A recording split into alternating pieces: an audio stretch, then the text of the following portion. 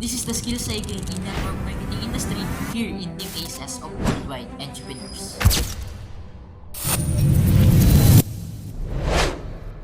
Unang-una na dyan is yung confidence and yung tiwala sa sarili. Kasi ako nung hindi pa ako part ng community na to, sobrang mahihain ko talaga. And yun nga, walang tiwala sa sarili, insecure, and walang confidence. Sobrang mahihain talaga. Pero ayun nga, hindi ko in-expect na kaya pa pala siyang mabago. Kasi akala ko dati hindi na siya kayang baguhin eh.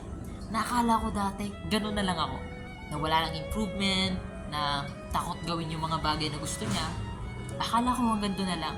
Pero ayun nga, hindi ko inakala na matutulungan ako ng community na to ng Team Aces of Worldwide Entrepreneurs para mabuild yung confidence and yung tiwala ko sa sarili ko. Nakaya ko pala. Magtiwala ka lang sa sarili mo. Kasi yung pagiging confidence and yung tiwala sa sarili, hindi naman siya basta-basta magic na lang na magkakaroon ka eh. Kasi nasa iyo pa rin yung desisyon kung kailan mo siya pipiliin. Kung kailan mo siya pipiliin na umalis sa comfort zone mo. Sa mga natutunan ko dito, lalo na sa mentor natin dito, na si Sir MJ Lopez, most of us, hawak na natin yung susi o yung desisyon para dun sa bagay na gusto natin para sa sarili natin. Kasi once na nag-decide ka sa sarili mo na gusto mong baguhin yung sarili mo, gusto mong maging confidence, gusto mong ma-overcome yung pagiging mahiyain mo, isang desisyon mo lang, pwede.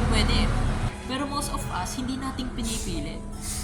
Most of us, gusto lang natin pero hindi tayo willing mag-take ng action para dun sa bagay na gusto natin. And that's based on my own experience. Kasi ako pinili ko lang eh. Kasi gusto ko maging confidence and mabago yung sarili ko.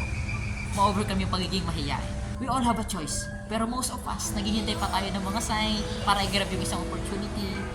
And naghihintay pa tayo na may mangyaring hindi maganda para mag-take tayo ng action. And that also what happened to me. Naghihintay pa ako na may mawala sa family bago mag-take ng action para dun sa bagay na gusto ko para sa sarili ko. And I'm super happy for being part of this community. I'm so grateful for having this kind of community na susuportahan ka dun sa mga pangarap mo and maniniwala sa'yo na kaya mo. Yun lang naman for this video. And kung ikaw naghahanap ka ng community, naghahanap ka ng mentor na makakatulong sa'yo, maybe this community is the best for you. Join Team Aces of Worldwide Entrepreneurs. And always remember that you watching this video are special. So don't be shy to smile every day. Good luck!